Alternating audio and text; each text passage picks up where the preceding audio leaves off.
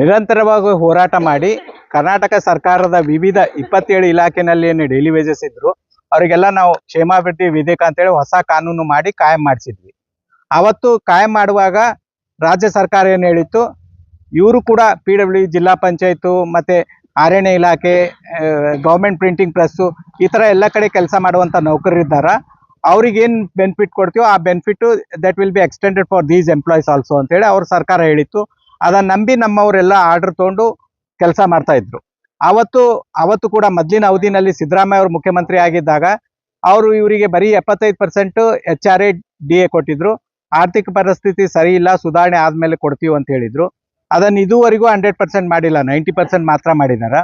So ಈ ತರ ಇವರಿಗೆ ಅನೇಕ ಸೌಲಭ್ಯದಿಂದ ವಂಚಿತರಾಗಿ ಮಾಡಿದಾರ. ನಾವು ಕಳೆದ ತಿಂಗಳು ಲಾಸ್ಟ್ ವೀಕ್ನಲ್ಲಿ ನಾವು ಮುಖ್ಯ ಕಾರ್ಯದರ್ಶಿ ಆದಂಥ ಕರ್ನಾಟಕ ಸರ್ಕಾರದ ಮುಖ್ಯ ಕಾರ್ಯದರ್ಶಿ ಆದಂಥ ಶಾಲಿನಿ ರಜನೀಶ್ ಮೇಡಮ್ ಅವರಿಗೆ ಭೇಟಿಯಾಗಿ ನಾವು ಮನವಿ ಪತ್ರ ಕೊಟ್ಟಿದ್ವಿ. ಸಮಗ್ರವಾಗಿ ಚರ್ಚೆ ಮಾಡಿ ಅವ್ರಿಗೆ ಹೇಳಿದ್ವಿ. ನಾವು ಮನವಿ ಕೊಟ್ಟ ಮೇಲೆ ಅದಕ್ಕೆ DPRದವರು ಹಣಕಾಸು ಇಲಾಖೆ ಏನೇನೋ ಡಿಫ್ರೆಂಟ್ ಒಪಿನಿಯನ್ ಕೊಡೋದ್ರಿಂದ ಫೈಲ್ ಅಲ್ಲೇ ಇತ್ಯರ್ಥ ಆಗ್ತಾ ಇಲ್ಲ. ಅದಕ್ಕೆ ದಯವಿಟ್ಟು ತಾವು ಎಲ್ಲ ಇಲಾಖೆಯ ಪ್ರಧಾನ ಕಾರ್ಯದರ್ಶಿಗಳ ಒಂದು ಸಭೆ ಕರೀರಿ, ನಮಗೂ ಕೂಡ ಆಹ್ವಾನ ಮಾಡಿ, ನಮ್ಮ ಬೇಡಿಕೆ ಬಗ್ಗೆ ನಾವು ತಿಳುವಳಿಕೆ ಕೊಡ್ತೀವಿ ಅಂತ ಹೇಳಿದಾಗ ಮೇಡಮ್ ಅವರು ಒಪ್ಪಿ ಶೀಘ್ರದಲ್ಲಿ ಒಂದು ಸಭೆ ಪ್ರಿನ್ಸಿಪಲ್ ಸೆಕ್ರೆಟರೀಸ್ ಲೆವೆಲ್ ಸಭೆ ಕರಿತೀವಿ, ನಿಮಗೂ ಕೂಡ ಆ ಸಭೆಗೆ ಆಹ್ವಾನ ಮಾಡ್ತೀವಿ ಅಂತ ಹೇಳಿದ್ರು. ನಮ್ಮ ಪ್ರಮುಖ ಬೇಡಿಕೆ ಏನಂತಂದ್ರೆ, ಈ ಎಲ್ಲ ನೌಕರಿಗೆ ನಿವೃತ್ತಿ ಆದ್ಮೇಲೆ ಇವ್ರು ಯಾರಿಗೂ ಪೆನ್ಷನ್ ಇಲ್ಲ. They have not been made eligible for pension. So ಸರ್ಕಾರಿ ನೌಕರಿಗೆ ಪೆನ್ಷನ್ ಕೊಡ್ತಾರೆ. ಅದಕ್ಕೆ ನಮ್ಮ ಪ್ರಮುಖ ಬೇಡಿಕೆ ಏನಂತಂದ್ರೆ, OPS ನಲ್ಲಿ ಸರ್ಕಾರಿ ನೌಕರಿಗೆ ಯಾವ ತರ ಪೆನ್ಷನ್ ಕೊಡ್ತೀರಿ ಅದೇ ತರ ಈ ಎಲ್ಲ ನೌಕರಿಗೂ ಪೆನ್ಷನ್ ಕೊಡಬೇಕು ಅನ್ನೋದು ಪ್ರಮುಖ ಬೇಡಿಕೆ.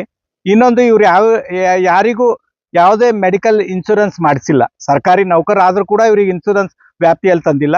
ಮತ್ತೆ ಮೆಡಿಕಲ್ ರಿಎಂಬರ್ಸ್ಮೆಂಟು ಇಲ್ಲ. ಅಂದ್ರೆ ಅವ್ರು ಎಲ್ಲೋ ತೋರಿಸ್ಕೊಂಡು ಬಂದ್ಮೇಲೆ ಬಿಲ್ ಸಬ್ಮಿಟ್ ಮಾಡಿದ್ಮೇಲೆ ರಿಎಂಬರ್ಸ್ಮೆಂಟ್ ಫೆಸಿಲಿಟಿ ಇದೆ ಕೆಲವು ನೌಕರಿಗೆ, ಅದು ಕೂಡ ಕೊಟ್ಟಿಲ್ಲ.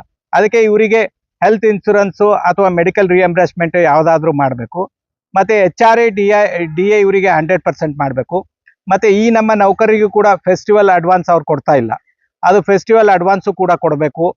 ಮತ್ತೆ ಇವತ್ತು ಗಳಿಕೆ ರಜೆ, ಅದು ಸರ್ಕಾರಿ ನೌಕರಿಗೆ ಇರುವಂತ ಒಂದು ಸ್ವಾತಂತ್ರ್ಯ.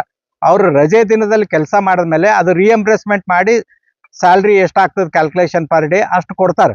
ಇವ್ರಿಗೆ ಅದನ್ನ ತಂದಿಲ್ಲ ಕಾರ್ಯರೂಪಕ್ಕೆ, ಅದು ತರಬೇಕು. ಈ ಪ್ರಮುಖ 5 ಬೇಡಿಕೆ ಇಟ್ಕೊಂಡು ನಾವು ಹೋರಾಟ ಮಾಡ್ಬೇಕಾಗ್ತದೆ ಅಂತೇಳಿ ಮುಖ್ಯ ಕಾರ್ಯದರ್ಶಿ ಅವ್ರಿಗೆ ಹೇಳಿದ್ವಿ. ಈ ಪತ್ರಿಕಾಗೋಷ್ಠಿಯ ಮೂಲಕ ನಾನು ಸರ್ಕಾರಕ್ಕೆ ಎಚ್ಚರಿಕೆ ಕೊಡ್ತಾ ಇದ್ದೀನಿ. ನೀವು ಈ ತಿಂಗಳ 31 ಮಾರ್ಚ್ ಒಳಗಡೆ ನೀವೇನಾದ್ರೂ 2026 ಒಳಗಡೆ ಇತ್ಯರ್ಥ ಮಾಡಿ, ಇಲ್ಲದೇ ಇದ್ರೆ ಏಪ್ರಿಲ್ 1st ವೀಕ್ನಲ್ಲಿ ನಾವು ಬೆಂಗಳೂರಿನಲ್ಲಿ ರಾಜ್ಯದ ಎಲ್ಲ ಜಿಲ್ಲೆಯ ನೌಕರರು ಸೇರಿ ಅನಿರ್ದಿಷ್ಟ ಹೋರಾಟ ನಾವು ಕೈಗೆತ್ತಿಕೊಡ್ಬೇಕಾಗ್ತದೆ ಅಂತೇಳಿ ಈ ಮೂಲಕ ಸರ್ಕಾರಕ್ಕೆ ಎಚ್ಚರಿಕೆ ಕೊಡ್ತಾ ಇದ್ದೀವಿ. ಈಗ ನಾವು ನಿರಂತರ ಡಿಮಾಂಡ್ ಮಾಡ್ತಾ ಇದ್ದೀವಿ. ಅವ್ರು ಒಂದಿಲ್ಲ ಒಂದು ಕುಂಟು ನೆಪ ಹೇಳ್ತಾ ಇದ್ದಾರೆ. ಅದಕ್ಕೆ ದಿಸ್ ಇಸ್ ಅಲ್ಟಿಮೇಟ್. ನಾವು 31st ಮಾರ್ಚ್ ಅದ್ರ ಮೇಲೆ ನಾವು ಕಾಯಕ ತಯಾರಿಲ್ಲ, ಆಮೇಲೆ ನಾವು ಹೋರಾಟಕ್ಕೆ ಇಳಿಬೇಕಾಗ್ತದೆ ಅಂತೇಳಿ ಎಚ್ಚರಿಕೆ ಕೊಡ್ತಾ ಇದ್ದೀವಿ. ಎಲ್ಲ ಇಲಾಖೆ 27 ಇಲಾಖೆ ಮತ್ತೆ ಎಲ್ಲಾ ಜಿಲ್ಲೆಯ ನೌಕರು ನಾವು ಸೇರಿದ್ವಿ. ನಾವು ಮೊದಲೆಲ್ಲ ನಾವು ಹೋರಾಟ ಮಾಡಿದಾಗ ಎಲ್ಲ 10,000 15,000 ಜನ ಸೇರಿದಂತ ಉದಾಹರಣೆ ಇವೆ. ನಾವು ಒಂದೊಂದು ವಾರ ಕೂತಿದ್ದೀವಿ. ಈಗ 5-6 ವರ್ಷದಿಂದ ಮಾಡಿಲ್ಲ. ಮತ್ತೆ ನಮಗೆ ಬೀದಿಗಿಳುವಂತ ಅವಕಾಶ ನೀವು ಕೊಡಬಾರ್ದು, ಬಹುಬೇಗ ಇತ್ಯರ್ಥ ಮಾಡ್ರಿ. ಮಾಡದೇ ಇದ್ರೆ ನೀವು ಹೋರಾಟ ಫೇಸ್ ಮಾಡ್ಬೇಕಾಗ್ತದೆ ಅಂತೇಳಿ ಸರ್ಕಾರಕ್ಕೆ ಎಚ್ಚರಿಕೆ ಕೊಡ್ತಾ ಇದ್ದೀವಿ.